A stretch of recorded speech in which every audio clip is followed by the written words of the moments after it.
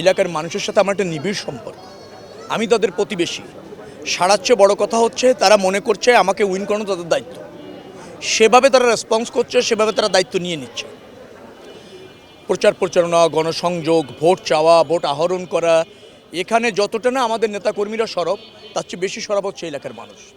কারণ আমার 33 বছর এলাকার রাজনীতি, যার ফলে তাদের যে কোনো প্রয়োজনে পাশে থেকেছি।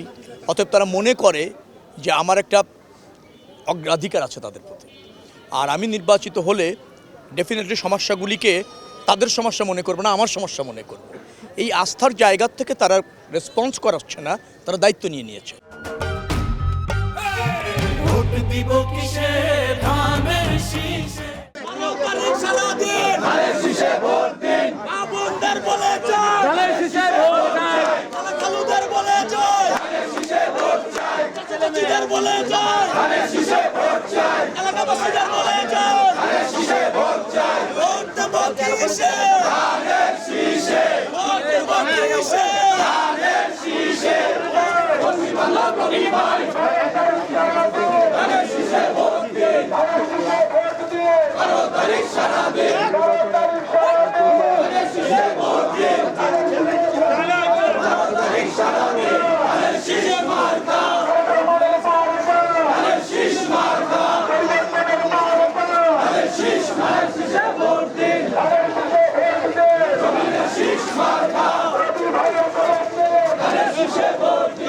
আমাদেরকে বিতর্কিত করে যারা রাজনীতি করতে চায় তাদের নিজেদেরকে গ্লোরিফাই করার কিছু নাই।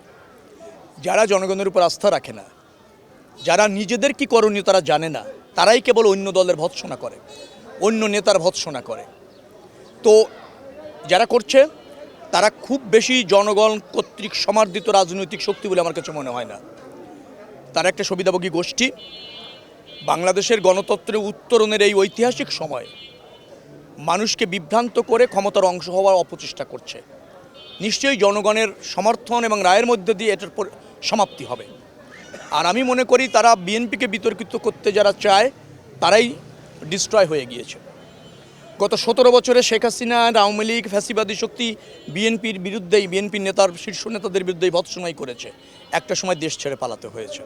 কারণ বিএনপি হচ্ছে এমন একটি প্রতিষ্ঠিত রাজনৈতিক দল বা ধরেন জনপ্রিয় রাজনৈতিক দল, বাংলাদেশের সৃষ্টির সময় থেকে এই পর্যন্ত যত ক্রাইসিস হয়েছে দেশের এবং জনগণের স্বার্থে সবসময় সজাগ থেকেছে, সক্রিয় থেকেছে, আন্দোলন করেছে, দায়িত্ব নিয়েছে, নির্বাচিত হয়েছে, রাষ্ট্র ব্যবস্থাপনা করেছে, সবই করেছে দেশের স্বার্থে, জনগণের স্বার্থে।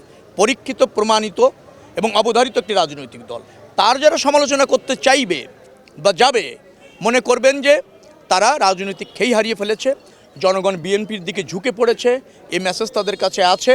অতএব পরাজয়ের আগ মুহূর্তে তারা আমার মনে হয় যে খেই হারিয়ে কিছু অপপ্রচার এবং অপকৌশলের আশ্রয় নিচ্ছে মাত্র। 12ই ফেব্রুয়ারি এর অবসান হয়ে যাবে।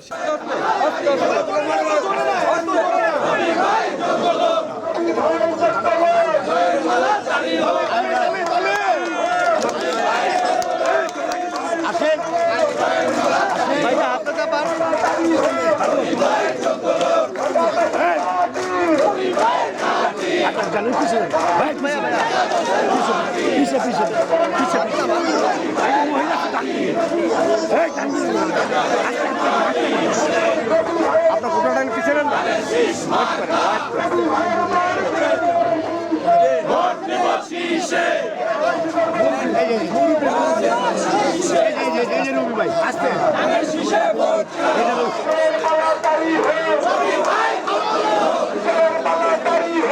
মেম্বার অফ পার্লামেন্টের কাজ হচ্ছে উন্নয়নের সাথে সংশ্লিষ্ট রাষ্ট্রীয় খাতগুলিকে ফাংশন করানো।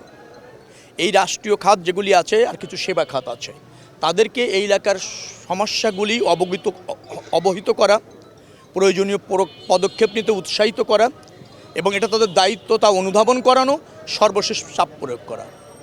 এই এলাকায় যদি আমি রায়ের ভিত্তিতে তাদের প্রতিনিধিত্ব করার সুযোগ পাই, ডেফিনেটলি আমি চাইব এই এলাকার সমস্যাগুলি অগ্রাধিকার ভিত্তিতে সমাধান করতে। ইতিমধ্যে আমি চিহ্নিত করেছি জলাবদ্ধতা, গ্যাস, যানজট, কিছুটা মাদক, এটা আছে। যেহেতু পরিকল্পিত এলাকা না, মানুষ এখানে নিজের মতো করে শহর বানিয়ে বসবাস করছে। তো মানুষ যখন একটা শহর নিজের মতো করে বানায়, একটা মহল্লা নিজের মতো করে বানায়, সেখানে সার্বজনীন স্বার্থ থাকে না।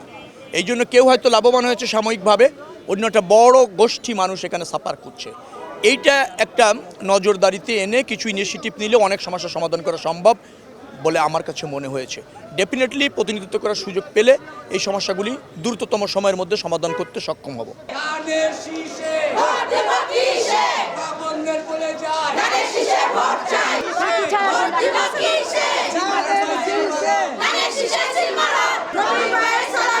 মহিলা দলের সালাম নিন, ছাত্র দলের সালাম নিন,